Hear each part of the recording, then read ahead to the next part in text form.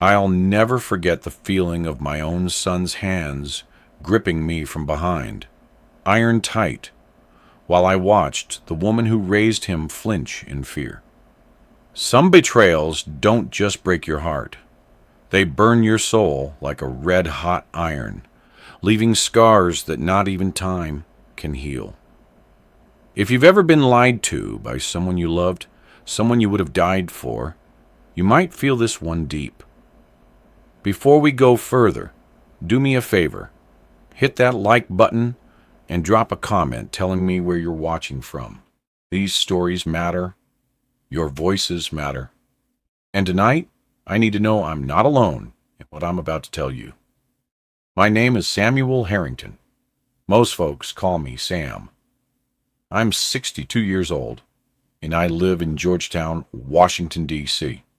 Or at least, I thought I knew what living meant before this Sunday in late October. I spent my whole life building something I believed was solid. A real estate empire, a loving marriage, 3 children I'd have walked through fire for. I thought respect was as strong as the concrete foundations of the buildings I owned. Turned out, respect is more like glass, beautiful when it's whole, but once it shatters, those fragments cut deeper than any blade ever could. 35 years ago, I married Evelyn Carter on a warm June morning in a little Baptist church off U Street. She wore her grandmother's pearls and a smile that could have stopped traffic. I was 27, fresh off my first real estate deal, convinced I was going to build an empire. Not just for me, but for us. For the family we'd create together. That morning, standing at that altar with sunlight pouring through stained glass windows, I made her a promise.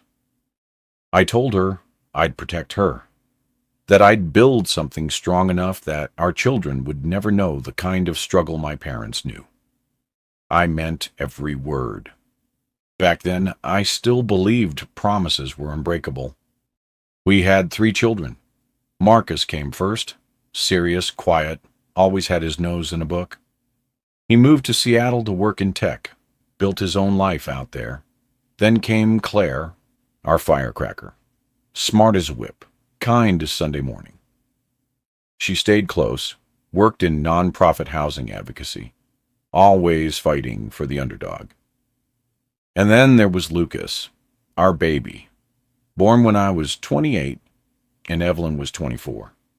He came into this world screaming like he had something to prove, and I guess in a way, he never stopped. Lucas was different from the others. Where Marcus was cautious and Claire was compassionate, Lucas was hungry, ambitious. He wanted to be somebody important, and he wanted everyone to see it. I didn't see it as a problem back then. Hell, I was proud.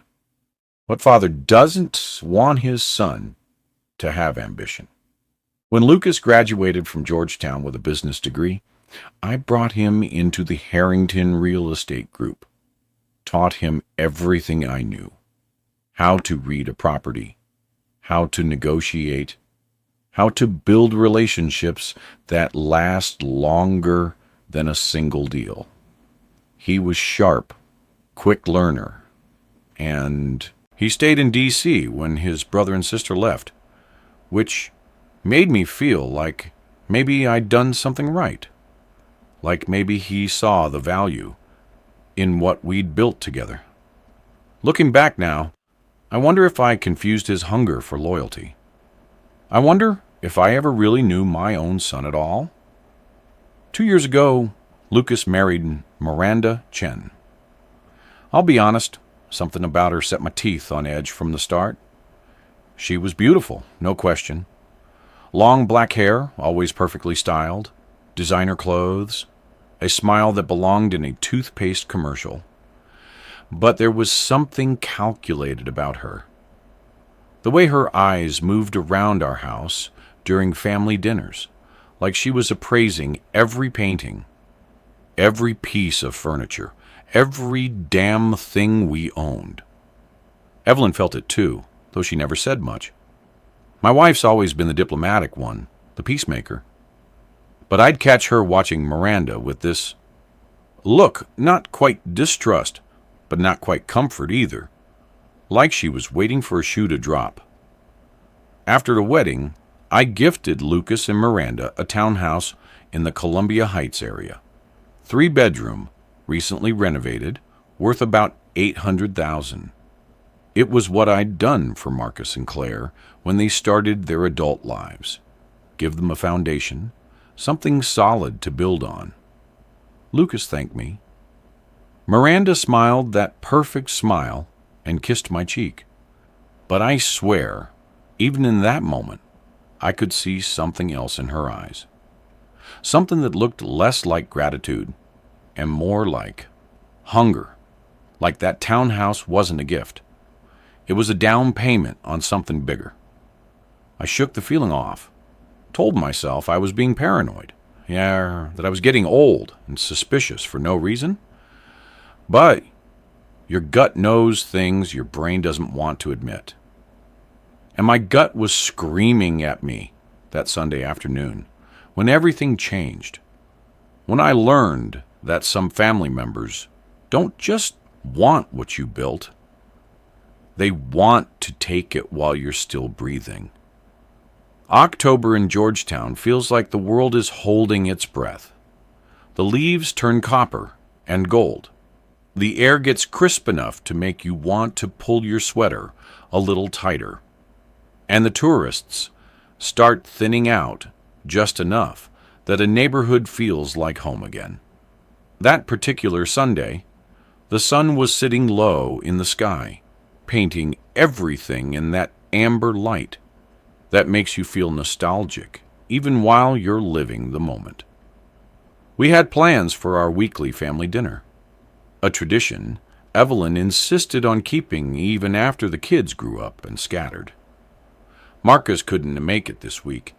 He was stuck in Seattle with a project deadline. Claire was supposed to come, but she'd called Dwight that morning with a bad cold. So it was just going to be the 4 of us, me, Evelyn, Lucas, and Miranda. Why don't you 2 head on over to the restaurant? I called down the stairs to Lucas and Miranda, who were waiting in our living room. Evelyn and I will be there in 20 minutes. You know how your mother is. She needs her time to get ready. I was trying to keep things light, normal. Evelyn had been moving slower lately. Her arthritis had been getting worse, especially in her hands. Some mornings, I'd watch her struggle with simple things, buttoning her blouse, opening a jar, writing a check. It broke my heart every time, but she never complained. That's who Evelyn is. She'd smile through the pain, tell me she was fine, that it was just part of getting older. I'd hold her hands in mine, feeling how swollen her knuckles had become, and wish I could take the hurt away. "No, Pop," Lucas said, and something in his tone made me pause on the stairs. "We'd rather wait for you. Miranda wants to talk to Evelyn about some family recipes." I looked down at them from the landing. Lucas was wearing khakis and a button-down, his usual Sunday look, but his smile didn't reach his eyes. And Miranda, she was fiddling with her hair, twisting it around her finger in a way that seemed nervous or excited. I couldn't tell which. "As you wish," I said, continuing up to our bedroom. I found Evelyn sitting at us at her vanity, applying lipstick with hands that trembled slightly. After 35 years of marriage, I knew every one of her rituals. The way she'd lean close to the mirror, the particular shade of rose she preferred, the little sigh she'd make when she was satisfied with how she looked. "They're waiting for us downstairs," I said softly, watching her reflection. She nodded, but I could see the tension in her shoulders, the way they curved forward like she was bracing against something. Everything all right, my love? I asked, crossing the room to stand behind her. She met my eyes in the mirror. Yes, Sam. My hands are just aching a little today. That brave smile again. The one that said she didn't want me to worry. I helped her up, and she leaned on my arm as we headed downstairs together. The house was quiet except for our footsteps on the hardwood. When we reached the living room, Lucas and Miranda were standing close together, speaking in low voices. They stopped the moment they saw us. Dead silence. Whatever they'd been discussing, it wasn't meant for our ears. "We're ready," I announced, forcing cheerfulness into my voice that I didn't quite feel. "Should we go in one car, or would you prefer to drive separately?" Lucas stepped forward. "We'll go together, Pop. We can talk on the way." Something in his eyes, something I'd never seen before, made my stomach tighten. We walked to the garage where my black Suburban was waiting. I opened the passenger door for Evelyn and helped her in, making sure she was comfortable before I started toward the driver's side. "I'm driving today, Pop," Lucas said, his voice firm in a way that left no room for argument. I stopped, looked at him. "I always drive," I said. "You can take a break," he replied. There was something hard in his expression, something that reminded me of a stranger wearing my son's face. Evelyn caught my eye, gave me that gentle look that meant, "Let it go, Sam." So I did. I climbed into the back seat next to Miranda, telling myself I was overreacting, that this was just my son wanting to help out his old man. But when Lucas started the engine and pulled out of the garage, he didn't turn toward the west end where our usual restaurant was. He turned east, and something cold settled in my chest, like a stone dropping into dark water. "You took the wrong turn, son," I said, keeping my voice calm, even though my heart was starting to hammer in my chest. Lucas's eyes met mine in the rear view mirror. "No, Pop. We're going to the restaurant. Just need to make a quick stop first." The air in that Suburban changed, got heavier, like the atmospheric pressure drops before a storm rolls in. Evelyn turned in her seat, looking back at me with worry etched into every line of her beautiful face. I reached forward and squeezed her shoulder, trying to tell her without words that everything would be okay. But I didn't believe it myself. Not when Lucas drove us deeper into Northeast D.C., past familiar neighborhoods, into areas I knew too well, because I owned properties there. When he pulled up in front of a brick row house on a quiet street in the Brooklyn area, my blood went cold. I recognized the address immediately. It was one of my investment properties, currently sitting vacant between tenants.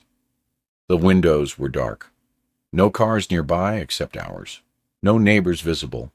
Just empty sidewalk and fall leaves skittering across the pavement in the breeze. "What are we doing here, Lucas?" Evelyn asked, her voice barely above a whisper. Miranda turned to face us, and her expression had transformed completely. Gone was the sweet daughter-in-law routine. Her face was cold, hard, like marble. "We need to have a conversation," she said. "A real one, without interruptions." Lucas shut off the engine. The silence that followed felt suffocating. I could hear my own breathing, Evelyn's nervous shifting in her seat, the distant sound of a dog barking somewhere down the block. "Son," I said carefully, "whatever this is about, we can discuss it at home, like family." He laughed, short, bitter, nothing like the laugh I remembered from his childhood. "That's the problem, Pop. We've tried discussing things like family. You don't listen. You never listen. You just dictate and expect us all to fall in line." The words hit me like a slap. "What are you talking about?" I demanded. "I've given you everything. A job, a home, opportunities most young men your age would kill for." "Opportunities?" Miranda cut in, her voice dripping with contempt. "You mean working as your glorified assistant while you keep all the real power? While you pretend to mentor him, but never actually let him make any decisions that matter?" She pulled a folder from her purse, thick, stuffed with papers. When she opened it, I felt the world tilt sideways. They were copies. Copies of property deeds, bank statements, trust documents, information that should have been locked in my safe at home, private, confidential. My mind raced through the implications. "How did you get those?" I asked, my voice dangerously quiet. Evelyn leaned forward, squinting at the papers, confusion and fear warring on her face. "That doesn't matter," Lucas said, opening his door. "What matters is what we found. What you've been hiding from all of us." He stepped out of the Suburban. Miranda followed. I sat there for a moment, my hand finding Evelyn's, our fingers intertwining like they'd done 1,000 times before in moments of crisis. "Sam," she whispered, "what's happening?" I wanted to tell her I knew. I wanted to say I had a plan. But the truth was, I was as lost as she was. When Lucas opened my door, his face was set in stone. "Let's go inside, Pop. We have a lot to discuss." It wasn't a request. And as I helped Evelyn out of that vehicle, her arthritic hands gripping my arm for support, I felt something shift in the universe. Some fundamental understanding of who my son was, who he'd become, crumbling like sand between my fingers. The last time I'd been in this house, I'd been showing it to potential tenants, talking about their future, about building something stable for their family. Now I was walking into my own property like it was a trap, because that's exactly what it was. The inside of that house was as empty as a tomb. No furniture, no curtains, just bare walls and hardwood floors that echoed with every footstep. Lucas led us to what would have been the living room. The late afternoon sun slanted through the windows, creating long shadows that made the space feel even more hollow.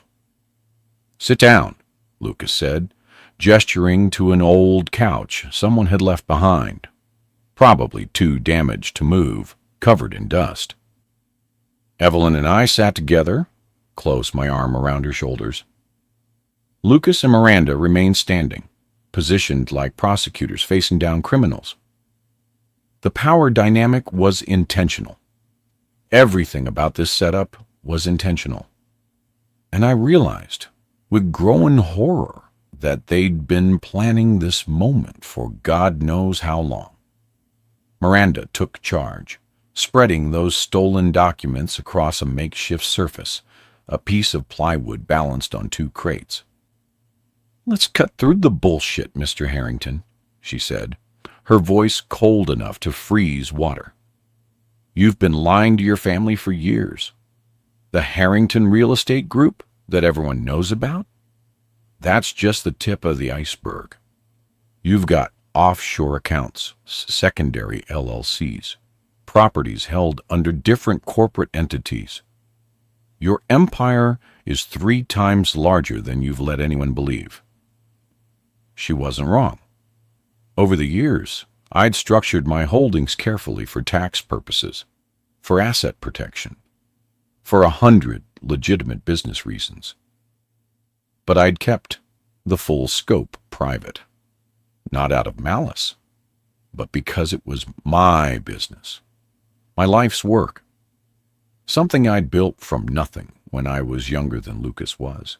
Now, these our legal business structures," I said evenly, though my heart was pounding. "Tax strategies, asset protection, nothing illegal, nothing improper, and frankly, none of your concern until I'm gone and my will is executed." Evelyn's grip on my hand tightened.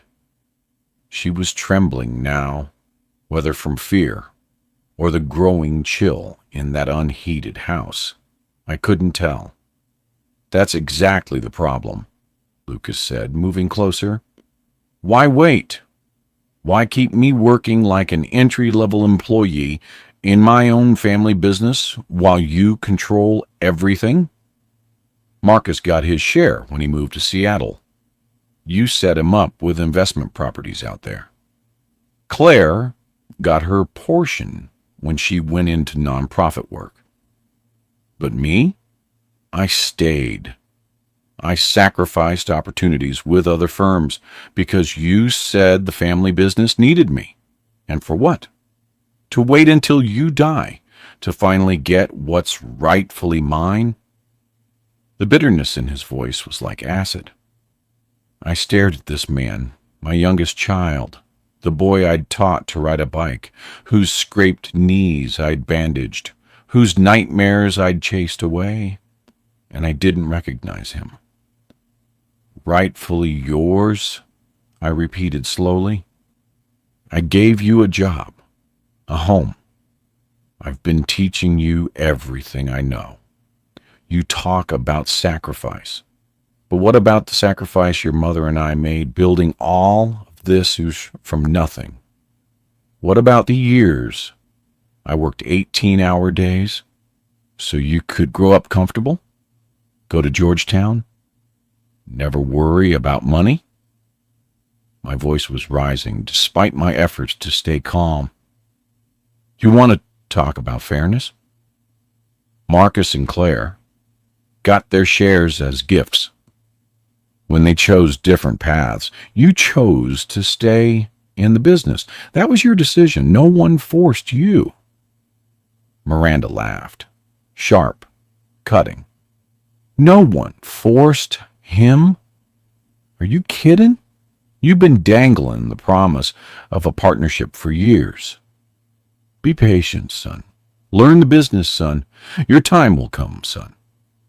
Well, his time is now. She pulled out more papers, documents I'd never seen before. Legal drafts, transfer forms, property deeds ready to be signed. They'd prepared everything.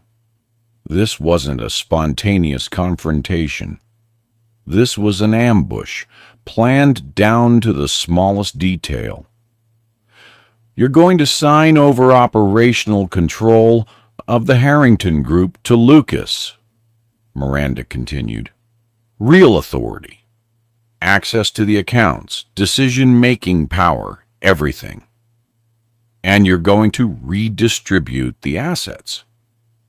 Lucas deserves compensation for all the years he's worked under your thumb, taking orders, watching you make decisions that should have been his to make."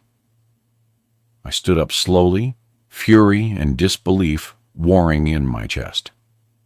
"And if I refuse?" The smile that crossed Miranda's face was pure malice. She pulled out one more document, older, different from the others. Photocopies of correspondence from 15 years ago. Communications with city officials regarding zoning approvals for one of my early developments.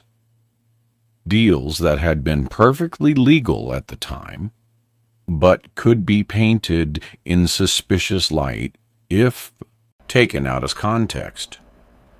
"We have evidence of irregularities in your business dealings," she said softly.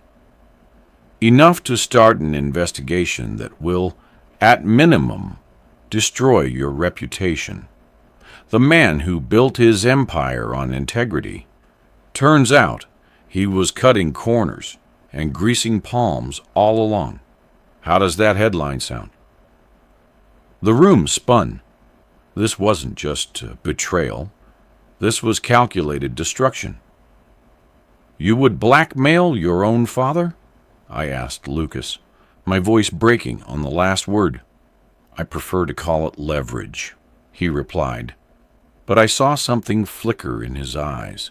Doubt, maybe, or shame. But Miranda was there, her hand on his arm, and whatever weakness he'd felt got buried again. Evelyn tried to stand, to be the peacemaker she'd always been, but her arthritic hands failed her, and she stumbled. I caught her, steadied her, felt the fragility of her bones beneath my hands. "Son, please," she said, her voice carrying all the weight of 34 years of motherhood. "We can talk about this at home, civilly, like a family should." Her voice cracked on the last word, and I saw tears gathering in the corners of her eyes. My Evelyn, who'd stood by me through every struggle, every setback, every victory, she was begging our son for basic decency. And the look on his face suggested he had none left to give. "Shut up, you stupid old woman," Miranda spat, taking a step toward Evelyn. The words hung in her air like a slap. I felt something snap inside me. Not break, but snap, like a twig under too much pressure. "Watch your goddamn mouth when you speak to my wife," I said, my voice low and deadly. I positioned myself between Miranda and Evelyn, every protective instinct I'd ever had surging to the surface. "Or what?" Miranda challenged, moving even closer. "What are you going to do, old man? Show us your true colors? The big, tough real estate mogul who can't even control his own family?" She was baiting me. I could see it in her eyes, the calculation. She wanted me to do something stupid, something she could use against me later. Evelyn tried to move past me, to put herself between us, and defuse the situation like she'd been doing for our entire marriage. But her foot caught on the uneven floorboard, and she lost her balance. I reached for her, but Miranda was faster, shoving her hard back toward the couch. My wife fell heavily onto the dusty cushions, her hands flying up to protect herself, a small cry of pain escaping her lips. "Don't you dare touch her!" I roared, lunging forward, but Lucas was already there, grabbing me from behind, his arms locking around my chest, pinning my arms to my sides. We struggled, my son and I, fighting in an empty house like strangers in a bar brawl. "Let me go," I growled, trying to twist free. But Lucas was younger, stronger, and he held on tight. Miranda advanced on Evelyn, who had pulled herself up slightly, fear written across her face in a way that broke something fundamental in my soul. "This is what happens when you don't listen," Miranda said, standing over my wife. "When you think you can control everything and everyone forever. You can't. Times change. Power shifts. And right now, Mr. Harrington, you're the one without any power at all." Lucas's grip tightened as I thrashed against him. "Pop, just calm down," he said in my ear. But there was uncertainty in his voice now. Like maybe he was starting to realize how far this had gone. How far Miranda had pushed it. "Miranda, don't," he started to say. But she'd already reached down, grabbing Evelyn by the arm, the same arm that was swollen with arthritis, that hurt on good days and screamed on bad ones. Evelyn cried out, trying to pull away, and Miranda shoved her again. "Stop fighting, and maybe we'll let you both go home," Miranda hissed. I watched my wife, my beautiful, brave, dignified Evelyn, cowering on that filthy couch, her hands up defensively, tears streaming down her face, and something inside me went absolutely still. Not calm, still, like the eye of a hurricane.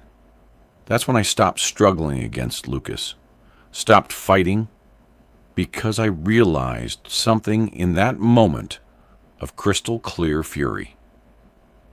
These people had no idea who they were sealing with. They thought I was just an old man they could intimidate. They'd mistaken my love for weakness, my patience for passivity. They'd forgotten that I built an empire from nothing in a city that eats the weak for breakfast.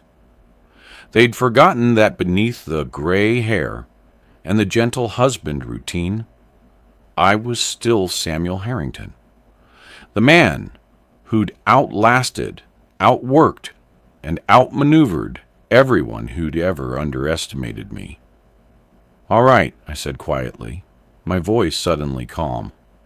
"All right, Lucas, you win. Let's talk like adults." The change in my tone confused him enough that his grip loosened, just slightly, just enough. I gently pulled free, walked to Evelyn, helped her stand, and guided her back to sit beside me on the couch. My hand found the bruises already forming on her wrist, dark marks in the shape of Miranda's fingers. I memorized them, every detail, every shade of purple and blue. "Show me those documents you want me to sign," I said with eerie composure.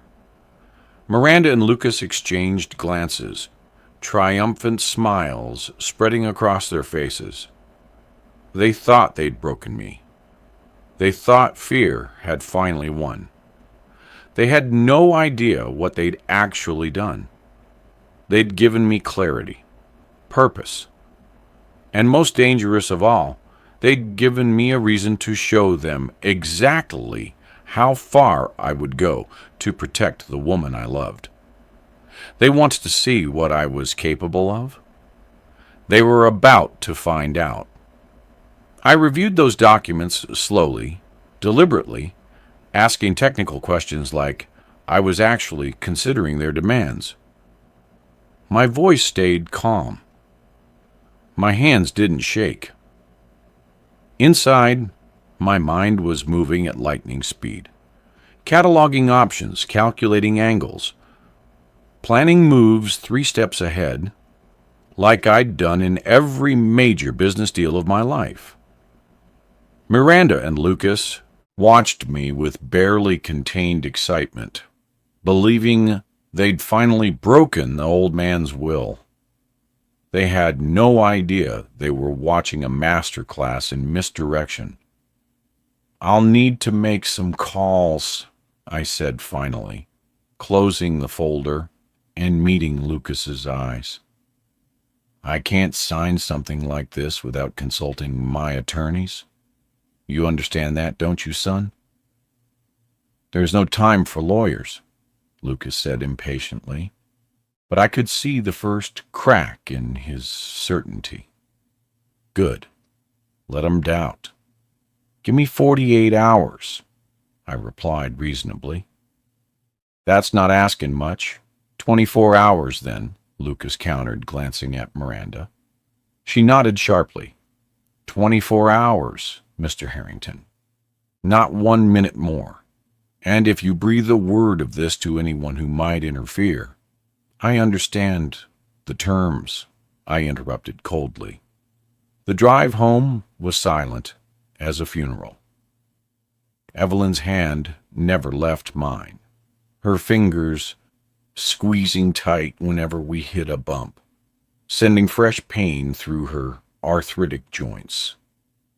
I kept my eyes on the dark streets passing by, already mentally dialing my first call. When we finally pulled into our driveway, Miranda couldn't resist one final threat. She leaned forward between the seats, her voice sickeningly sweet. 24 hours, Mr. Harrington.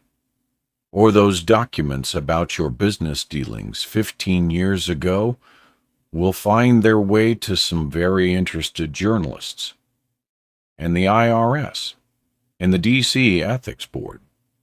Your reputation will be ashes by Monday morning. I nodded curtly, helped Evelyn out of the vehicle, and walked her to our door without another word. The moment their tail lights disappeared down the street, Evelyn collapsed against me, her whole body shaking. "Sam, what are we going to do?" she whispered, tears streaming down her beautiful face. I held her close, breathed in the familiar scent of her perfume, and felt that cold clarity settle even deeper into my bones. "They underestimated me," I said softly, stroking her hair. "They hurt you, Evelyn. That's something I will never, ever forgive." I guided her upstairs, helped her into bed, brought her pain medication, and a glass of water. I sat with her until her breathing evened out, until she finally drifted into exhausted sleep. Then I went to my study, closed the door, and became the man I'd been before I was anyone's father. The man who'd built an empire brick by brick, who'd survived competitors, downturns, betrayals, and every obstacle this city could throw at me. I picked up my phone and started making calls. First, Alan Price, my attorney for 20 years. He answered on the second ring. "Sam, it's almost midnight. What's wrong?" "Everything," I said, "and I need you at my house in 30 minutes. Bring your corporate restructuring files. All of them." Second call, Robert Ellis, my financial advisor and CPA. Third call, my banker. Fourth, a forensic accountant I'd used once before when investigating a potential fraud in one of my investments. Fifth, a private investigator who'd done discreet work for me in the past. By 1 a.m, my study looked like a war room. Alan was drafting new corporate structures. Robert was running numbers on asset transfers. The investigator was already digging into Miranda's background, her finances, her past relationships, anything that might give us leverage. And me? I was orchestrating every move, like a conductor leading a symphony, except this symphony was about to bring my son's world crashing down. "Can we actually restructure the entire company overnight?" Alan asked, his glasses perched on his nose as he reviewed documents. I looked at him directly. "You've known me for 2 decades, Alan. Have you ever seen me ask for something impossible?" He smiled grimly. "No, sir, I haven't." By dawn, we had a plan. Not just a plan, a complete dismantling and reconstruction of everything Lucas thought he knew about the Harrington Empire. At 6 a.m., I called Marcus in Seattle and Claire in her apartment across town. I told them everything. The ambush, the blackmail, the documents, the way Miranda shoved their mother, the bruises already darkening on Evelyn's wrists. "I'm catching the first flight out," Marcus said immediately, his voice tight with fury. "Count me in for whatever you need, Pop." Claire was crying, but her voice was steel. "No one hurts Mom like that. What do you need from me?" By 8 a.m., Evelyn woke to find me still in my study, surrounded by legal documents and coffee cups. She stood in the doorway in her robe, looking at me with those wise eyes that had seen me through everything. You didn't sleep, she said. I had work to do, I replied. She crossed to me, cupped my face in her swollen, painful hands. Sam, promise me something. Promise you'll leave room for him to come back. He's still our son. I didn't tell her what I was about to do. Didn't tell her that by noon today, Lucas would lose everything he thought he had coming. Instead, I kissed her hands, gently, and said, I promise, I'll do what's right. Sometimes, love means protecting people from the truth until they're ready to hear it. At 8:45 that evening, my phone rang. Lucas, right on schedule. Time's up, Pop, he said, his voice carrying false confidence. We're coming to pick up the signed documents in 1 hour. I leaned back in my chair, looked at Alan, who was sitting across from me with a satisfied smile, and replied calmly, How about we meet at the Harrington Real Estate Group headquarters instead? 9 a.m. sharp tomorrow morning. More professional that way. Silence on the other end. Why there? Lucas asked suspiciously. Because this is a business matter, isn't it? Let's treat it like one. Official offices, proper witnesses. Everything legal and above board. Just like you wanted. More silence. I could almost hear Miranda whispering in the background, coaching him. Fine, Lucas finally said. But just you, Pop. No lawyers, no games. Of course, I lied smoothly. Just family. I hung up and looked at Alan. They'll show up expecting a private handover. What they'll get is a public execution of everything they thought they knew. That night, I held Evelyn close in bed. She was quiet, thoughtful. I keep thinking about when Lucas was little, she said softly. Remember when he fell off his bike and scraped his knee so badly? He cried, and you carried him inside and cleaned the wounds so gently. You told him, pain is temporary, son, but the lesson lasts forever. I remembered. God, I remembered. What lesson is he learning tomorrow, Sam? She asked. I was quiet for a long moment. That actions have consequences. That you can't hurt the people who love you and expect no price to be paid. That respect isn't something you can steal. It's something you earn or lose forever. She nodded against my chest. Just remember he's your son. Even if he can't remember, you're his father. Her words stayed with me through the sleepless night.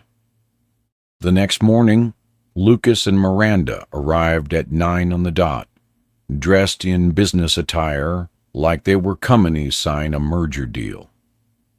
They walked into the main conference room of Harrington Real Estate Group, with their heads held high, expecting a defeated old man ready to surrender his life's work.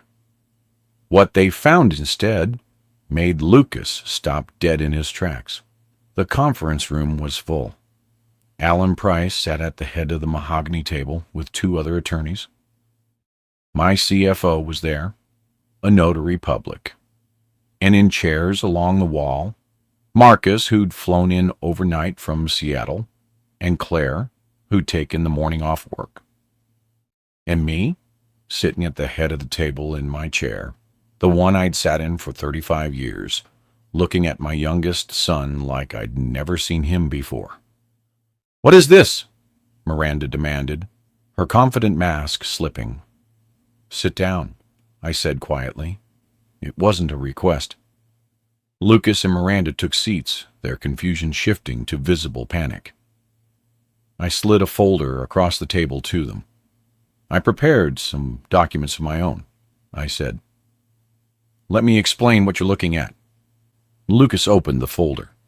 His face went from confident to confused to pale in about 15 seconds. Miranda snatched it from him, scanning pages with growing horror. "First," I began, my voice steady as a judge delivering a verdict, "a complete restructuring of the Harrington Real Estate Group, effective as of 6 a.m. this morning. The company you thought you knew. That represents approximately 15% of my total holdings. The rest has been divided into separate entities with independent corporate structures, new boards of directors, and management teams already in place. You'll notice your name appears on exactly none of them." "You can't do that," Miranda stammered. "I just did," I replied. "When you're the sole owner and you have the best legal team in Washington, it's remarkable how quickly corporate machinery can move. Alan, would you like to explain the legal foundations?" Alan stood, adjusted his glasses, and proceeded to outline in excruciating detail exactly how legal, binding, and irreversible everything we'd done was. Lucas's face kept getting paler. "Second," I continued when Alan finished, "you are both terminated from any positions within the Harrington Group, effective immediately. Lucas, you're fired for cause, specifically attempted extortion and theft of confidential documents." "You can't fire me," Lucas shouted, standing up. "I'm your son." I looked at him coldly. "You were my employee who conspired against his employer. The fact that you're also my son makes it worse, not better." Marcus and Claire watched from the side, their faces hard. They'd seen their mother's bruises. They'd heard the whole story.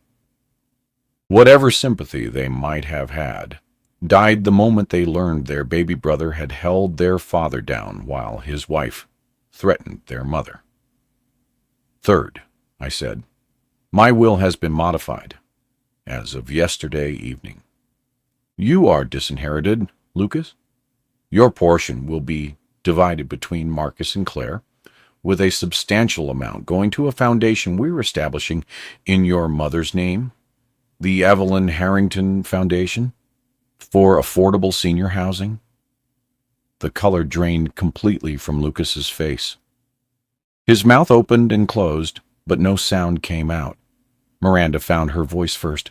"This is insane.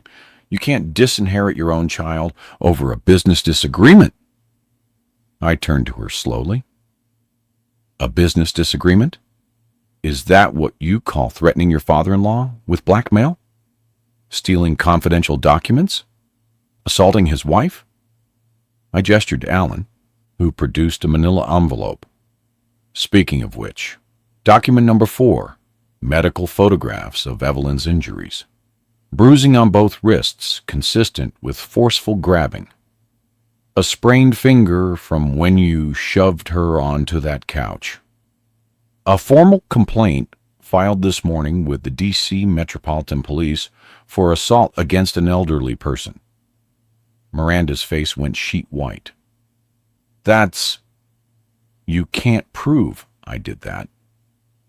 "We have Evelyn's testimony," Alan said. "We have Mr. Harrington's eyewitness account. We have the medical documentation. And we have Lucas's own admission on a recording device that was, fortunately, in Mr. Harrington's pocket during your little ambush yesterday." I'd been wearing a wire. The entire confrontation, every threat, every word, every moment was documented. Miranda's carefully constructed facade shattered. "This is disproportionate," she tried, weakly. "You're destroying his life over an accident. Courts take violence against seniors very seriously in this city," I interrupted. "The district attorney's office has been made aware. They'll be reaching out." I pulled out another document. Document 5. Notice to vacate the property on Columbia Heights where you currently live. That townhouse belongs to me. You have 72 hours to collect your belongings and leave the premises. Lucas finally found his voice. Pop, you can't do this. Please, I'm your son. You stopped being my son the moment you held me down, so your wife could hurt your mother, I said, and my voice cracked despite my best efforts to stay composed. You chose her over us. You chose greed over family. Those were your choices, Lucas. Now live with the consequences. I pressed the intercom button on the conference table. You can come in now. The door opened, and two people in dark suits entered. Special Agents Morales and Singh from the Financial Crimes Investigation Unit. Lucas's eyes went wide as dinner plates. Mr. Harrington contacted us regarding some concerning documents that were presented to him yesterday, Agent Morales said. Documents that appear to have been stolen from his private safe and potentially altered to suggest impropriety in his business dealings 15 years ago. Miranda and Lucas exchanged panicked glances. The documents you showed me, I explained, contained several factual errors, dates that were wrong, names of city officials who weren't even in office at the time, which suggests they were fabricated or manipulated. Both are federal crimes. Agent Singh stepped forward. We'll need statements from both of you, and we'll need to know where you obtained these documents and who helped you prepare them. Lucas stood up so fast his chair fell backward. Pop, what have you done? His voice was barely a whisper. I stood too, facing my son across that mahogany table. Exactly what my parents taught me. I defended my family against people who tried to harm us, even when that threat came from within. Marcus and Claire stood as well, flanking me, a united front. Lucas looked at his brother and sister, pleading silently for support. Marcus shook his head. You hurt Mom, he said simply. That's unforgivable. Claire's voice was cold as ice. We all made sacrifices for this family, Lucas. But we never forgot what mattered most. You did. And now you're paying for it. I walked toward the door, pausing next to Lucas. For a moment, just a flash, I saw the little boy who used to climb into my lap and ask me to read him stories. The kid who wanted to be just like his dad when he grew up. That boy was gone, replaced by a stranger who'd chosen ambition over love. One last thing, I said quietly, just for him. Marcus and Claire will be here this afternoon for a press conference announcing the Harrington Group restructuring and my gradual transition toward retirement. The business press will be present. You're welcome to attend if you'd like to publicly explain your absence from the new structure. The threat landed. Public humiliation on top of everything else. Miranda tried one more desperate play. We'll go to the media ourselves.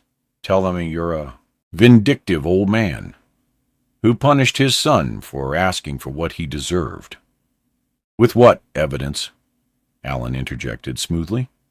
Your stolen documents that are currently under investigation. Your assault complaint that's being processed by the authorities. Please, by all means, talk to the press. I'm sure they'll be very interested in your story. I left them there, Lucas and Miranda, surrounded by lawyers and federal agents, their perfect plan dissolved into ash. As the elevator doors closed on me, Marcus and Claire, I felt something I hadn't expected. Not triumph, not satisfaction, just a deep, bone-tired sadness that things had come to this. 3 days passed, the press conference went smoothly, the legal proceedings moved forward. Marcus flew back to Seattle. Claire returned to work. The assault charges against Miranda were formally filed. A restraining order was issued.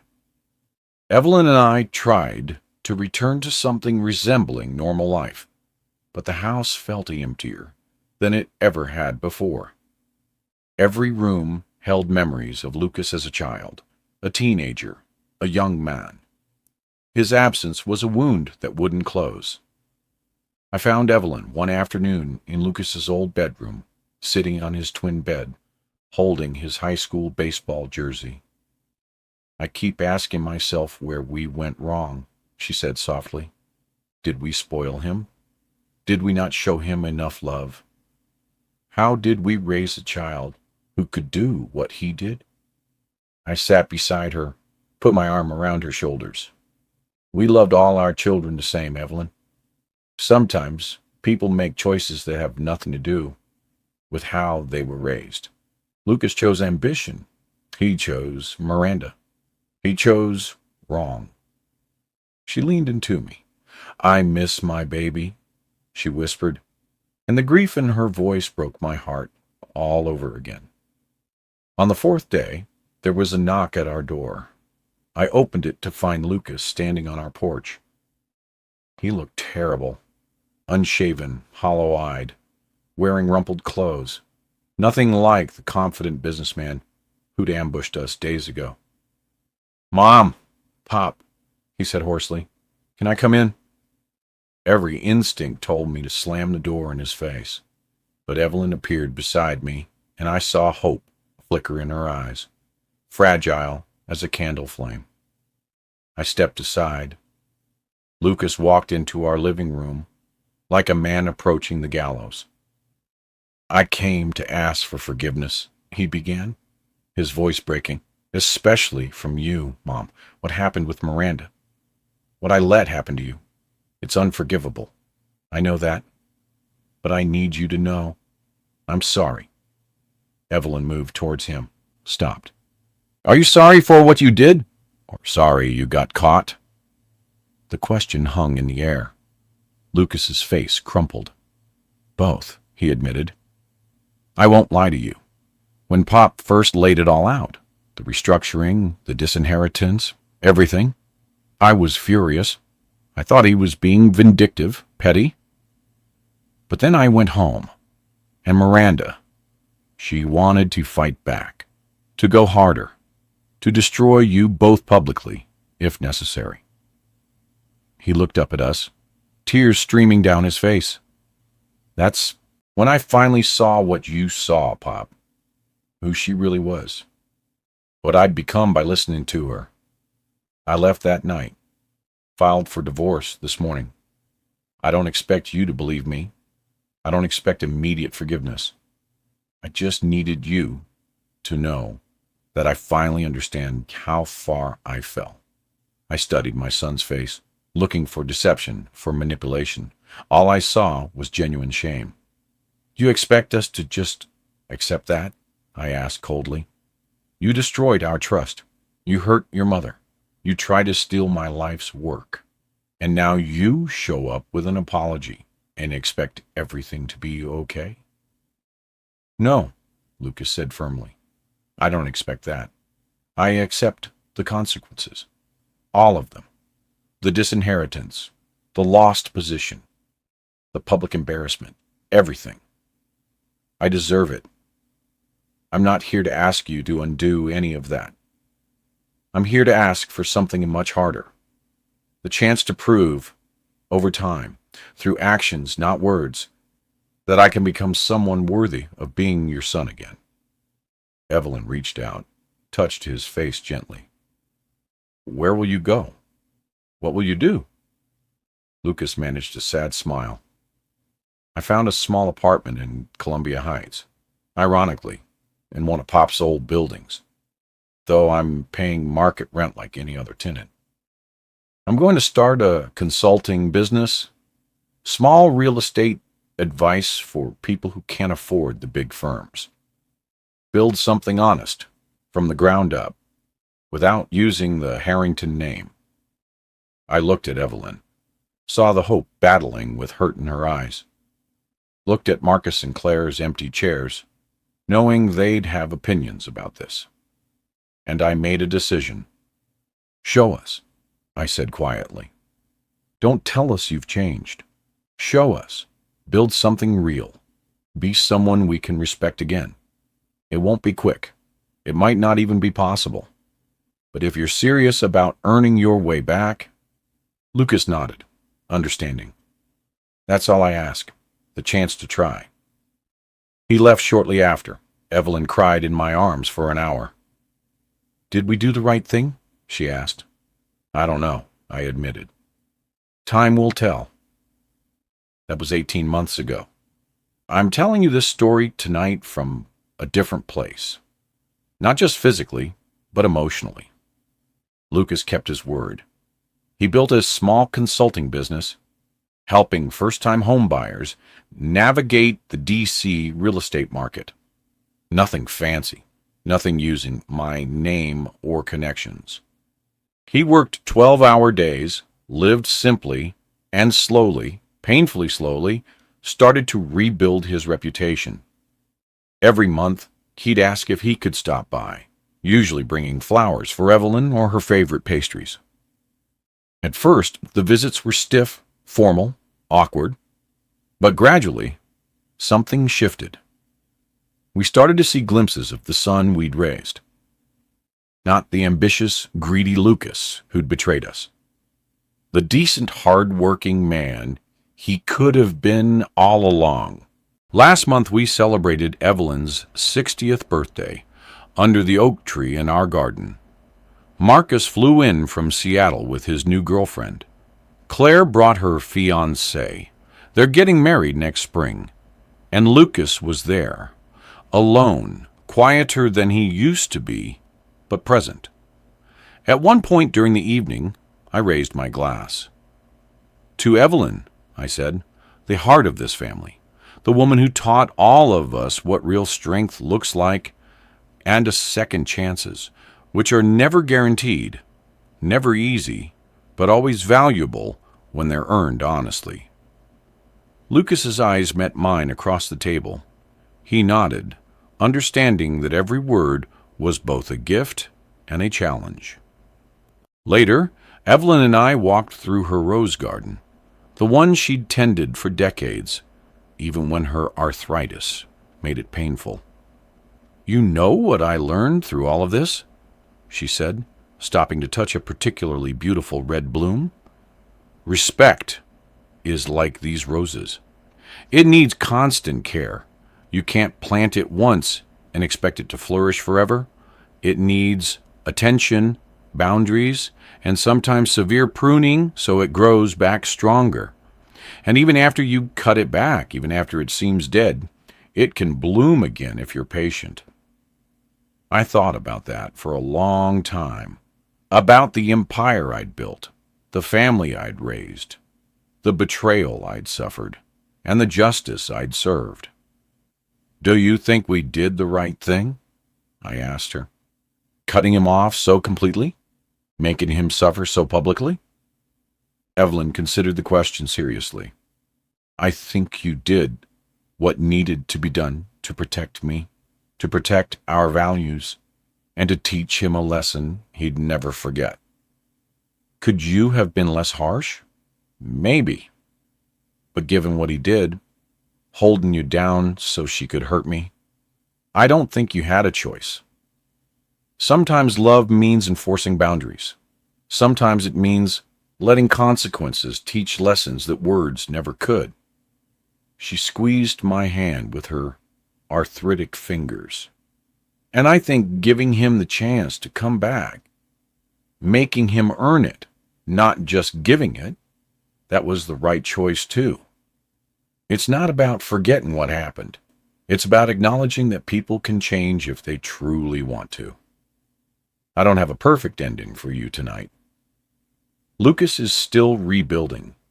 Our relationship is still healing. Slowly, carefully, with no guarantees. Miranda?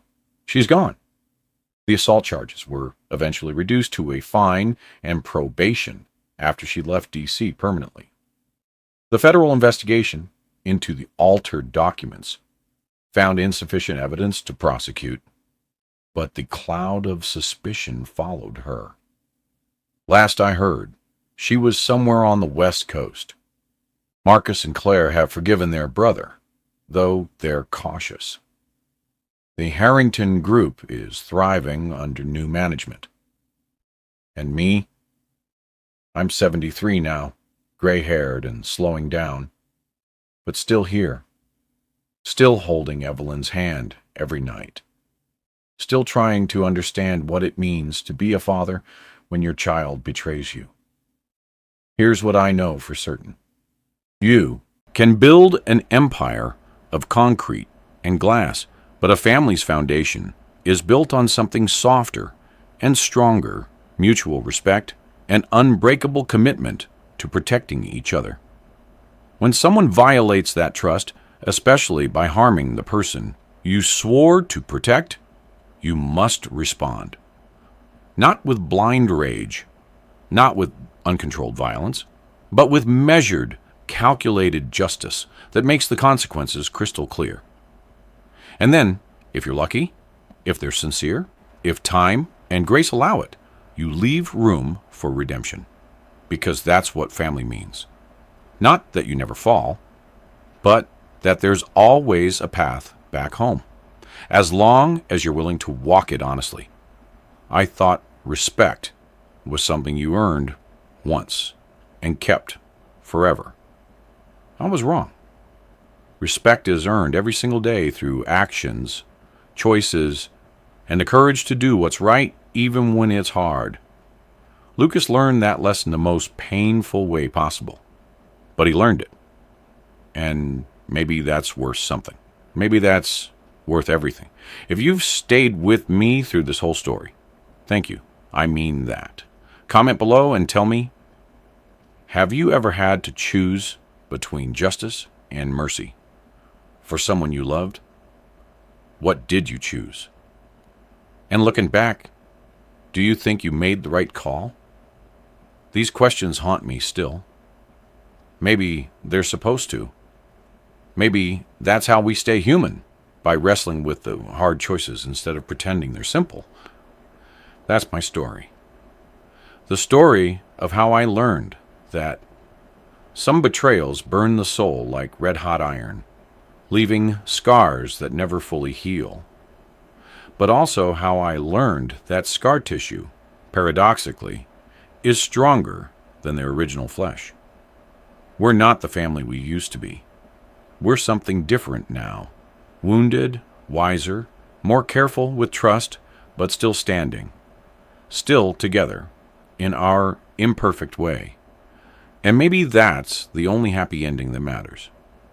Not that everything's perfect, just that we survived the fire and came out the other side still able to love each other, even if that love looks different than it did before. Thank you for being here with me. If this story moved you, hit that like button. Subscribe for more real-life stories that matter. And please, drop a comment telling me where you're watching from and whether you believe in second chances. Your voice matters. Your story matters. And you never know. Maybe your comment will help someone else who's going through their own family crisis right now. Until next time, remember, respect isn't demanded, it's earned. And once lost, it takes a lifetime to rebuild.